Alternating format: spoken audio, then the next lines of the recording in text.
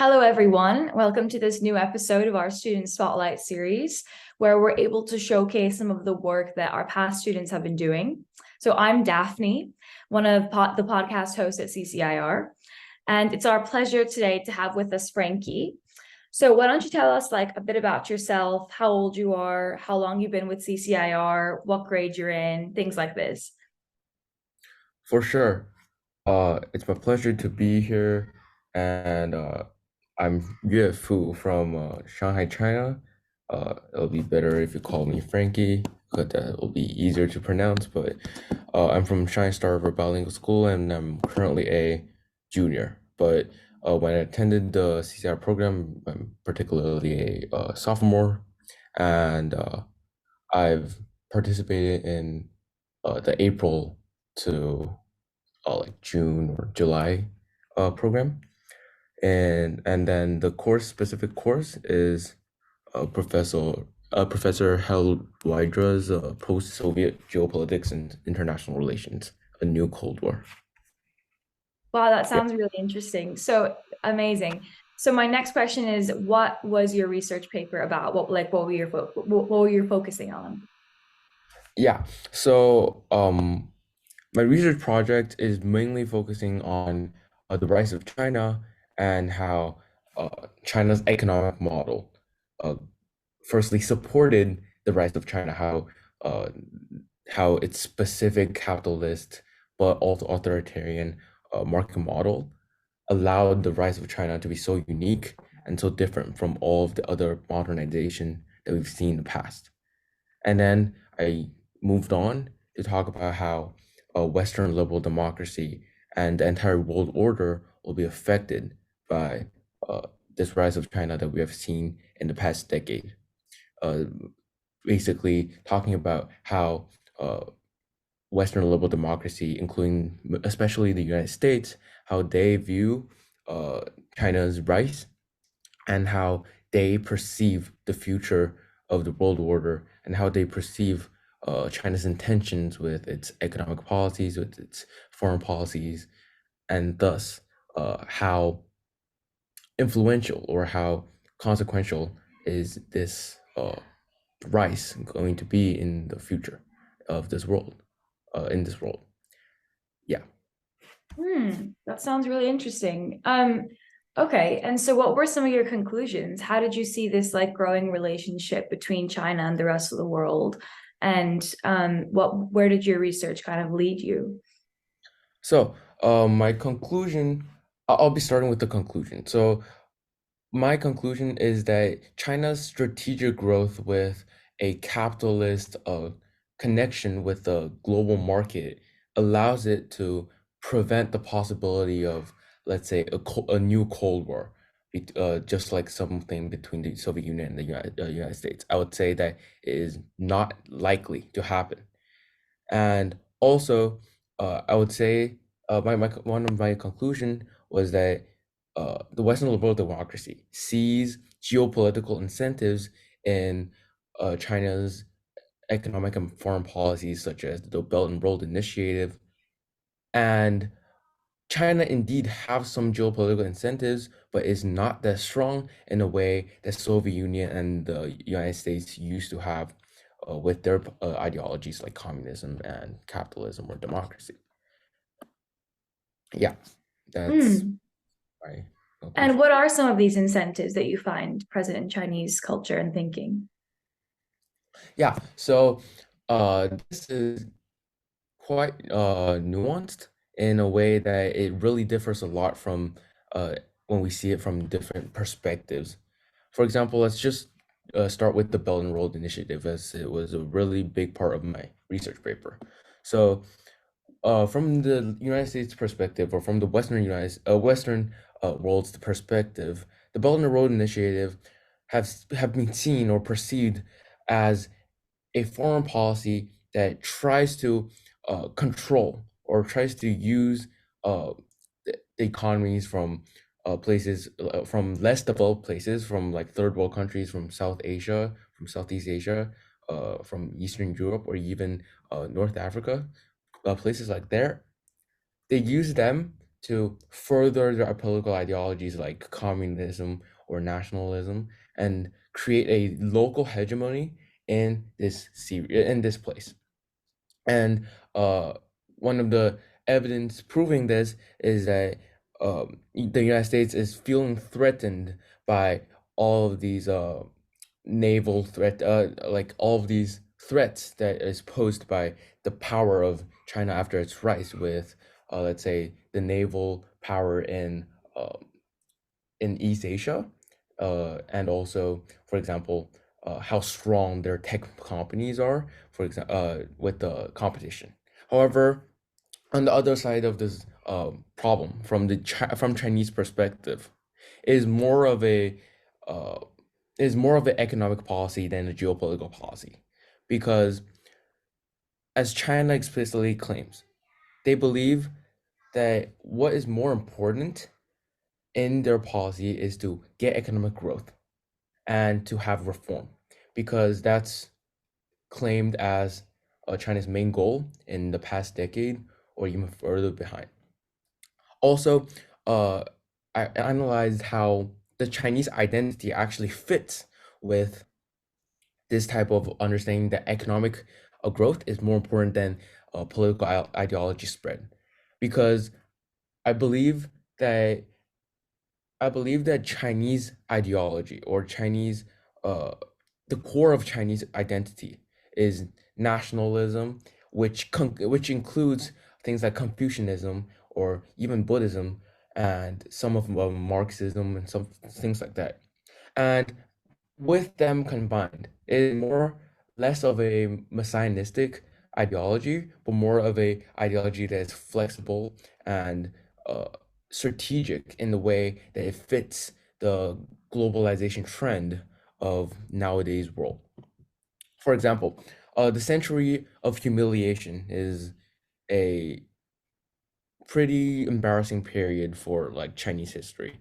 It was when there were all of these unfair treaties coming from the Western world, and Western world is basically threatening all of the sovereignty of China.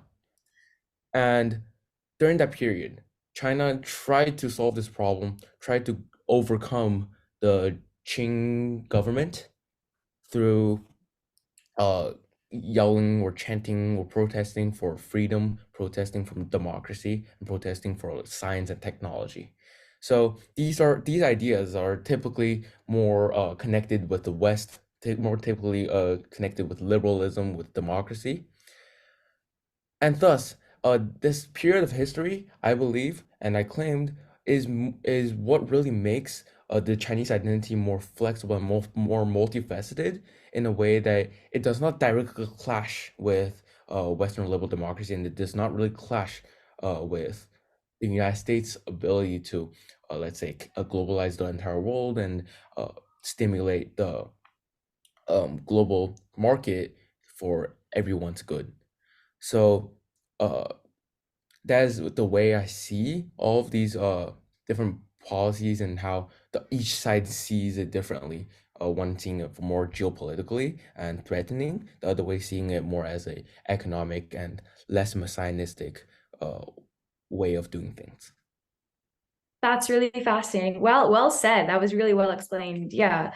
I guess my next question then from that is, do you see these two world powers as kind of butting heads because they are more similar or more different? Because from what you're saying, they do have a lot of things in common in the way that they're thinking about geopolitics and government and the lives of their people. So would you say that they're actually in this standoff at times or in this kind of measure of suspicion because they are actually thinking about things in a quite similar way? Would you say that? Um, Firstly, I would definitely concede that tension exists, and they're definitely not as good in a like the relationship is not as good as it used to be before the rise of China. But what I would claim is that I believe that the reason behind this this tension or the relationship or the worsening relationship between the United States and China is that the United States suspects that China's economic power, China's growing economic power and growing political and military power could be threatening to the world order and to the hegemony that the United States have created in the past after the collapse of the Soviet Union.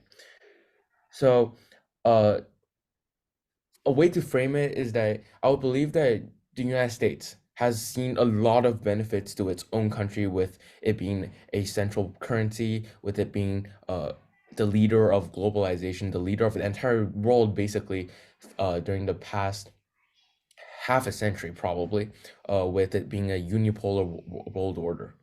Basically, the United States is leading the liberal international order, and it's telling everyone what to do. But then there are shiftings, or there are some changes to this order that is seen by the entire world because of the rise of China. So I would say that they don't necessarily think in the same way, because the United States is more about, oh, I want to uh, conquer the world, or let's not say conquer, but more about how the United States wants to create the hegemony, or at least install its power in to a certain extent in the entire world. However, China, specifically in this stage of our world, is tends to be less proselytizing, or tends to be less messianistic about spreading its view, spreading its political ideologies. Yeah, so I would say that there are differences in this uh, way of thinking, and it is this difference in the way of thinking that actually prevents a bad situation like like a new Cold War from happening. Because we would claim that the Soviet Union and the United States back in the Cold War period, we would say that both of them kind of, even though they have directly opposing political ideologies, but the problem is that both of them wants to spread their power to the entire world. That's basically one of the core principles of communism and democracy. So like that is one of the reasons why uh, they actually became so bad in a relationship. So therefore, I think um, what makes China and United States relationship different from this is the difference in their way of thinking about power, the way of thinking about proselytizing their power. But also, another important factor is that they have this economic cooperation, which is kind of like a similarity between them, because they both have to be in consensus in how, oh, we have to cooperate in order to make it better for both sides. So I think it's this globalization and this idea in capitalism, and this trust in the global market, of this trust in the global market to make everyone better. It's this uh, similarity in thinking and similarity in belief in this way, in this economic way, that really allows them to at least stick together right now, currently, without really making everything worse for the entire world. Hmm. Yeah, it's really interesting how the kind of backdrop of the Cold War informed a lot of your project, because you have that point of comparison already where that did happen, and you can kind of dissect those relationships and what was happening in the microcosm of that time period. So that's quite interesting to apply to now the present day, to see how these different countries are, and then different relationships will hopefully never get to that stage. And as you're arguing why they would not, with actual research, that's amazing to hear. Yes, so I guess my question for you is, had you done anything like this before in high school or in other kinds of studies, like writing this kind of very intensive research project, or was this your first time doing something like this? Oh, I think it's my first time, especially with uh, this type of topic with the field of international relations. Yeah, definitely the first time. And how did you find working with an actual university professor? Was it quite different to your high school classes? Was it more challenging, scary? How was it? Um, yeah, it's definitely different in the way that it involves more in individual thoughts about my project and about the, let's say, the lecture content given by the professor. So like I would say that in a normal like high school curriculum, it's more about uh the the the teacher telling you that this is correct, this is correct, this is correct, and thus you should believe in this. But in the professor's class or in a typical university class, as I believe, it's more about how they're giving you a main idea about something, and then you're supposed to like you're supposed to think about it and include your own thoughts within it in order to come to my own conclusion, and it will definitely be different from each other, from my peers, from the professor, so that will stimulate more discussion, more even more debates, and that is kind of different in a way that it really tells me to think critically and to think for myself what I hold about a specific topic. What argument do I think about it, or how do I perceive a problem? So yeah, I think it's pretty different in that way. So it's kind of more on you. The agenda is more on you to kind of extrapolate the information and create your own thoughts from it. That's very true, I would say. Yeah, and do you have any tips and tricks for anyone upcoming who's about to join CCIR and take on a similar type of project? Do you have anything you've learned that you'd like to share with some new students? So I think specifically with my course, I think there are differences in different courses, but in my course, the course is composed with like first half being lecture and the second half being more about individual project composing and everything.